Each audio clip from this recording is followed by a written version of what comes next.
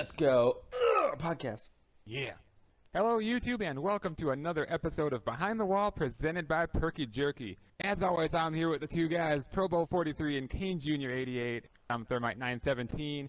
This week, they were in Charlotte. It was a hometown game, the North Carolina Education Lottery 200 for the Truck Series. And for Cup, the big one, the All-Star Race. And with the recap for that race, here's Tyler. Take it away. Thank you, Nick, for not stumbling on yourself too much. So, Clint Bowyer won the pole for the All-Star Race, but before we get into the race, we have to run the Open, which has been absolutely fantastic the last couple of years, and this one certainly didn't disappoint. William Byron won Stage 1 in a photo finish between himself and Bubba Wallace. Another photo finish happened when Bubba Wallace won Stage 2 over Daniel Suarez, who spun out into the grass, and Kyle Larson capped off the whole Open with the overall win. Alex Bowman was the additional entry into the field after winning the fan vote. So, the All-Star Race gets going. They run green for the first 27 laps of the race until a random debris caution comes out of nowhere, likely from Eric Jones' vehicle, who had hit the wall and had a tire go down earlier in the event. Kyle Busch was able to win stage number 1. Stage 2 started with a quick incident just after 3 laps when Ryan Newman got hooked by Bubba Wallace, sending him into the grass, but he was able to continue no problems. It ran green to the end of that stage where Kevin Harvick in his Millennial Wagon was able to get the win there. Stage number 3 also started with a quick incident after Kyle Busch dived it in on Austin Dillon, and Austin got sent up the hill into the path of Eric Jones. Then there was a 10-lap run to the end of stage number 3. Joe Logano wiggled his way up there and he won segment 3. The final 15-lap shootout for the $1 million started with an early incident when Denny Hamlin, Austin Dillon, and Ryan Blaney all got involved. Denny Hamlin was the one that spun out in the middle of 3 and 4, but they all kept going. Not long after that, there was another small yellow when Eric Jones just capped off his awful night, slapping it into the wall and bringing out the final caution of the race. Strategies had been shuffled at that point where Kevin Harvick, Kyle Busch, Chase Elliott, Joe Logano were all kind of on varying strategies. The final green run was 12 laps, but Kyle Larson shot out of a cannon with help from Kevin Harvick, blew by them all. Kyle Busch was in the mix there a little bit too, but Kyle Larson was just able to hold off Kevin Harvick at the finish to win the $1 million and go to victory lane. So, the race rundown as follows. Kevin Harvick in second, Kyle Busch in third, Joe Logano, and Bubba Wallace round out the top 5. Eric Almirola, Austin Dillon, Alex Bowman, William Byron, and Martin Truex Jr. are your top 10 finishers. The race lasted just over an hour and a half. There were 10 different lead changes, 8 cautions for 17 laps. That's another All-Star in the books, one of the best ones we have seen in a while, so it's time to give some race ratings. Kane, you are first up on the board. What did you think of the exhibition event at Charlotte? I thought it was definitely one of the better ones that we've seen in years. I've seen a lot of posts on Twitter saying that the All-Star Race is must-see TV again. This aero package has definitely worked this year. Hopefully they bring it back for next year. Yeah, again, just really fun to watch, so I'm going to give it an 8 out of 10. Nick, what's your rating? I'm going to go up a little bit more. I think I'm even going to give it a 9. I mean, it was must-see TV again, like you were saying. It was just like a short track race out there. There was lots of beating and banging, lots of contact, but yet no one just completely tore up their cars. So it wasn't a shit show, as you would say. The racing was good. As far as this aero package goes, this is the race it was made for, obviously. So it did its job, and I really have no complaints about it overall. I was kind of worried when Harvick, Kyle Busch, and Joey Logano won the first 3 stages. It could have gone bad in a hurry, but sure enough, we had the strategy twists and everything, and Kyle Larson had some great restarts and got to the front, and we had a good winner out of it. So it really just had everything. And then you cap it off with the fight, too. So it felt like an all-star race, and that's all we needed. 9 for me. Tyler? Yeah, I'm going to give it an 8 too. I remember giving an 8 to last year's race, and obviously this last year's was the implement of like the different rules package, and this year is just a little bit extended off of that. As you guys have said, it was an all-star event, and I feel like this race played out just like a crazy kind of race would, and that's great, but at the same time, I don't really feel like the package was the answer in this event. Because let's just think about it for a second. Kevin Harvick definitely had the best car. He was able to run away from guys, and Kyle Busch kind of did the same when he got the lead. So it wasn't like it really bunched up the pack, I don't think. With the strategy, with everything, and the in-race elements that happened, Harvick had a problem. Kyle Busch even bounced off the wall late. Those things made it interesting. I think that if it played out very straight, we wouldn't be talking about any of this being a very exciting race. It would have just been very straightforward and kind of like a normal mile and a half. Luckily, that wasn't the case. Who knows what we're going to see next week, but I think that they can definitely do more with this type of package that they implemented for the All-Star race, and hopefully we can see a little bit more variety next time, naturally, in terms of just actually on-track racing and not just things happening. Either way, I'm satisfied with the event. I went, so I'm perfectly okay with it. It was my third All-Star race. Happy with Kyle Larson winning, and I got nothing real bad to say about it. We'll take it, move on, get your money.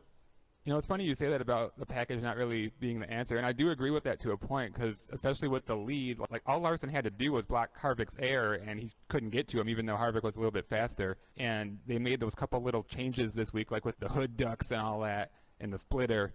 But I don't really know if that made a difference for the better or for the worse or what, but we'll just have to wait and see if they end up sticking with that. Arrow's a bitch, man. Good. That's good, though. Get your money. It's Young Money, motherfucker.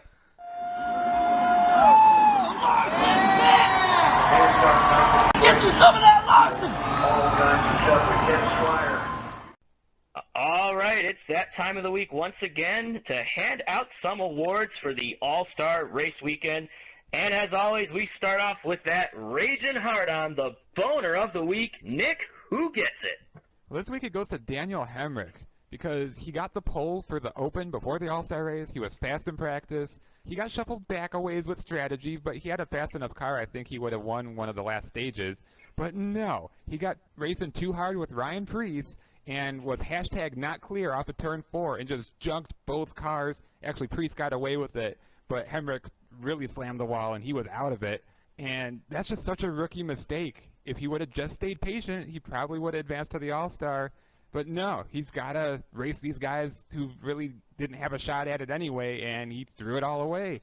So, sucks to suck, but at least you were fast. That's something, because he's had a hell of a season. Whatever, moving on to the next boner, Tyler. Yeah, we actually have to give it out to 2 different people, but it goes to just more than one person in this scenario. Anybody who stayed out to start the last stage, boner moves. I'm talking about Chase Elliott. I'm talking Joey Logano. The difference is at least Todd Gordon and Joey Logano learned from their mistake when they got a caution in the middle of the last stage. They ended up pitting, and they ended up finishing the race in 4th. They were gone like a bat out of hell. One more caution, they might have had a shot at the win. Well, Chase Elliott and Alan Gustafson were not so smart. I don't know what the hell they were thinking, staying out on old tires that already had over 20 laps on them, and they proceeded to fall like an absolute rock, finishing 14th after having a chance to win the 3rd stage and potentially the race if they had just done a better strategy. Don't do that kind of mistakes. You guys are smarter than that. Did you not want to win bad enough? Is that what it is? I don't know. You have enough money. Whatever. Boner mistakes. Had enough of that shit. Next award. All right, the next award is Park the Shit. Oh, thank you. And it goes to Natalie Decker, who hit the wall twice in stage 1 of the Truck Series race. She actually threw a brain, and instead of continuing on, she decided to do the smart thing and park the shit box. Natalie, I apologize, but this whole racing thing just does not seem to be working for you. Why don't you go back to, being an Instagram model, because that's about the only thing you're actually good at. I'm sorry, but it's true. So, moving on to the next award. Next award is A Night from Hell, and it goes to Eric Jones. As mentioned in the recap, he had a night from hell. That's all there is to it. Holy crap. He did everything but hit the pace car. He just had so much damage out there by hitting the wall, cutting tires. He was in at least like 2 cautions, had at least 3 problems. It was just terrible. It was so embarrassing to watch, really. It wasn't even all his fault, but when you have a night like that, you gotta basically also park the shitbox like Natalie Decker. He ended up going behind the wall eventually, thank God, and he finished dead last. I mean, the only thing that would have been worse is if someone picked him for fantasy. Oh, wait. Sucks to suck, Damani. Oh man. Well, next award. The next award is the Straight Jacket Award! and it goes to the Newman versus Boyer pissing contest on pit road after the race. Oh my God. Well, let's set the stage here a little bit. Clint gave the explanation that they had a little bit of a kerfuffle early in the race, and Newman had to stand on the brakes to avoid crashing him then. And, well, I guess that made Ryan a little salty, and he's like, I'm gonna hit you on the backstretch after the race. And then, well, Clint kind of turned down and junked himself, so they were both pissed off. Clint comes over, he starts like giving these like freaking cartoony punches, and with his helmet on, people were really adamant about that. And let's set the record straight on that. You know, Clint was pretty pissed off. He's an old farm boy, and I tell you what, he's out there, he wants to kick ass. He didn't give a damn about taking his helmet off. That would have been fun as hell if they would have both been outside the car. Clint went up there, tried to choke the neck that Newman doesn't have or anything like that. I don't blame one or the other, because it was both of their faults. You guys must be freaking crazy for junking cars on the cool-down lap, doing all sorts of stupid things. But hey, it made for entertainment and great TV. Thanks, guys.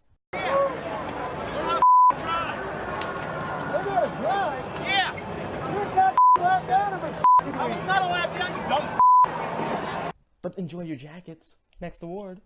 All right, it is time for these cigars, and we have two to give away from the Truck Series. First one goes to Brennan Poole, driving that number 30 truck for On Point Motorsports. He finished in second. Now, considering they missed the race last week at Kansas due to sponsorship issues, this is a huge rebound for this team, considering they're right about the same level that, Ross Chastain and Nice Motorsports are at. About the same equipment, but they somehow managed to pull off a runner-up finish. Granted, it was to Kyle Busch, so if Kyle weren't racing, they probably would have won. And then, speaking of Ross Chastain, he had another top 10 finish. Yeah, that's right. After his big win last week at Kansas, he continues his top 10 streak in the trucks. He finished in 10th, went through absolute hell to continue that streak, kind of like the last 2 weeks with huge saves. So congratulations to Ross.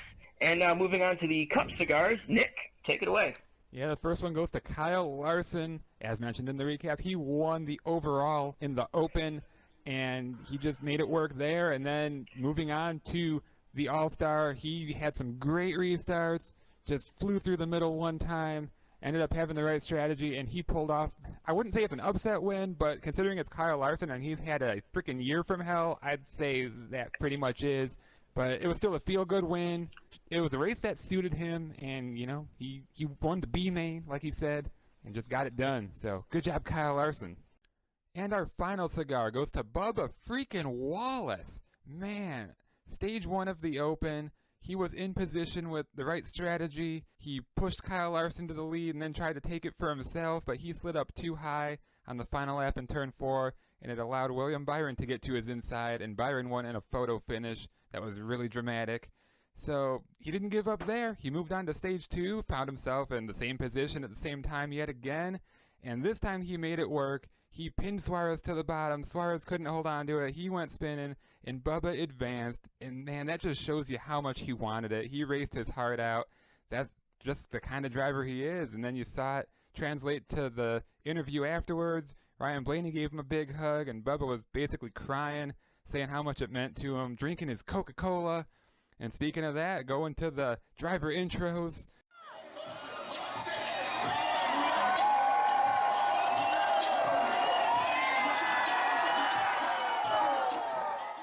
He was just so excited there too, and it carried all the way to a top 5 in the All-Star event. He finished 5th. So, man, he just had such a fun night, and he totally needed that. So, good job for Bubba. And that does it for the cigars. And that does it for the awards segment. Great job, guys.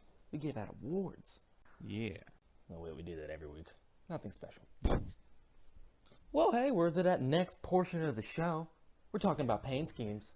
So we only have one best paint scheme of the week, and it goes to a car that wasn't even in the All-Star race, Matt DiBenedetto and the Ernest Iwata Toyota. I have no idea what this company is, but they came out with a pretty solid looking paint scheme. I'm okay with that. And I'm even okay with the fact that they have yellow numbers. Like, for once, it actually seems like it doesn't hurt the paint scheme. Nice colors. I like the kind of white, black, blue little paint splatter effect it's got going on. Even though it's mostly black in the back, it still just flows together well as a decent looking paint scheme. We always appreciate that. But now, we move on to the worst paint schemes of the week. There's only one. It's more than obvious. Nick, Alex, this car is an insult to everything. Please talk about it. Yeah, it's obviously Harvick's Millennial Ford Mustang. Oh, God. Why? Like, geez, did you guys lose a bet? Oh, yeah, you did.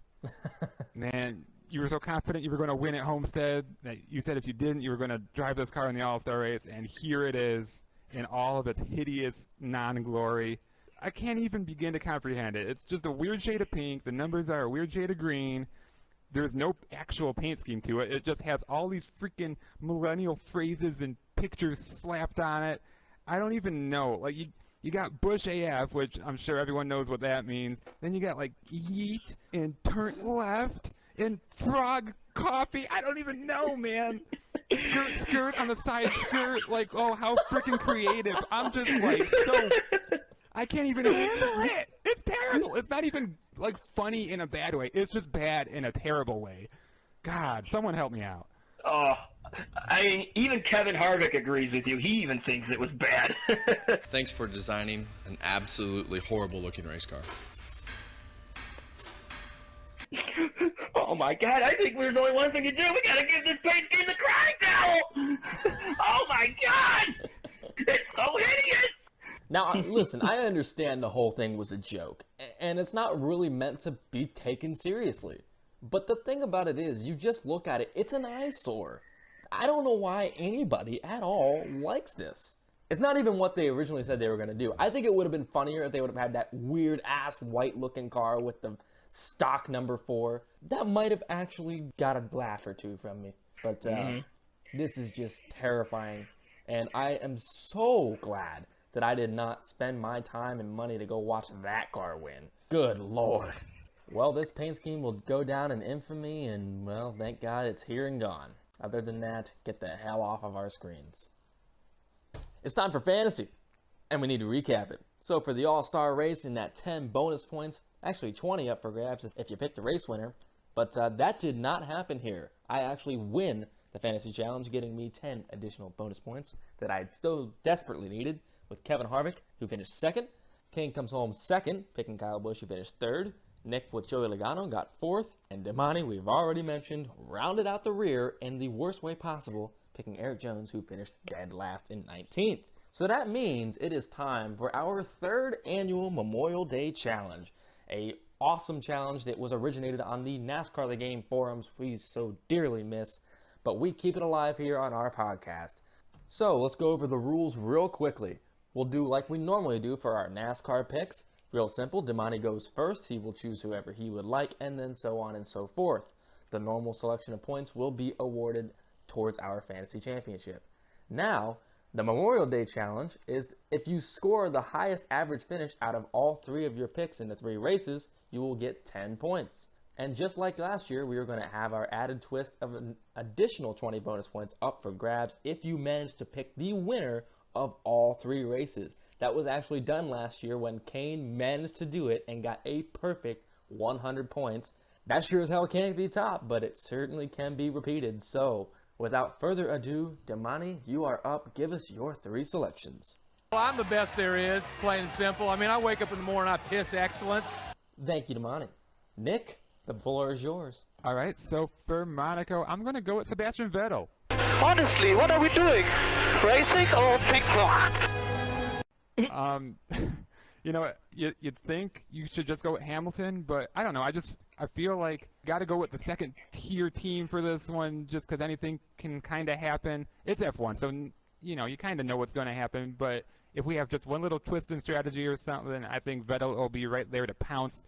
So he's going to get another Monaco win. I don't know how many he has actually, but whatever. For the Indy 500, this might be somewhat of a long shot for a win, but he's a smart driver, and when you say average finish, he's always going to be right there with that consistency. I'm going with Simon Pagenaud. You have spilled my macchiato. Yeah, he hasn't had the best year yet, but he just came off the Indy GP win and a great dramatic finish to that. And I think he's going to carry that to the next race in May in Indianapolis. So Simon Pagenaud going to get it done there. And for the Coke 600, I'm going to go with Kevin Harvick. Ah, horse shit! It's just, he almost won the All-Star. He had the best car there. He's the closer. He can dominate. He just has fast cars lately. Didn't get it done at Kansas either. But he's just due, damn it. When's he going to frickin' win? I think it's going to be this weekend. So, Alex, who is your pick? I think I'm going to agree for Monaco. Nobody can beat Lewis Hamilton. Hey! Oh, yeah. Really, Mercedes as a whole has just been absolutely dominant this F1 season so far, which is exactly why I'm not watching.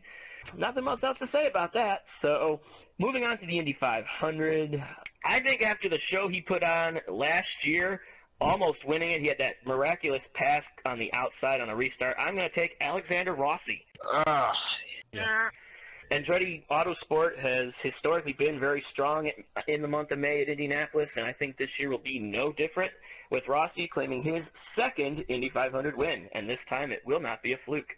And finally, for the Coke 600, he worked out great for me last year, so I'm going to once again take Kyle goddamn Busch. So that's all I'm going to say about that. Tyler, who are your picks? I'm going to make it extremely quick, no explanations needed. Monaco Grand Prix, I'm also taking Lewis Hamilton. You fucking whore! For the Indianapolis 500, 50 years since the date of his grandfather's win, Marco Andretti is finally going to do something right. And for the Coca-Cola 600, I'm going with my guy, Chase Elliott. Oh! That's how it's going to happen. Probably not, though. We'll see. Either way, got to take a little bit of a gamble there. So, great picks, gents. I love doing this each and every year. And, well, good luck. Yeah. You're going to need it with that Marco Andretti pick. Thank you, Nick. I hope you fucking live and then you eat your goddamn sandwich. Your bologna sandwich with mustard, you piece of shit. Well, that does it for yet another episode of Behind the Wall presented by Perky Jerky. We hope you enjoyed it. We sure did. We're well into the 100s now, so we couldn't be happier. For Damani HD, he's Target's Employee of the Month. For Kane Jr. 88, he finally drank the cheer wine that Tyler gave him after Martinsville, then burped.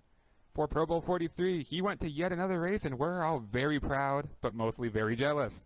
And for myself, Thermite 917, at least I didn't fall today. Ah, damn it! Ow. This has been Behind the Wall. You've been Behind the Wall, and thank you for listening.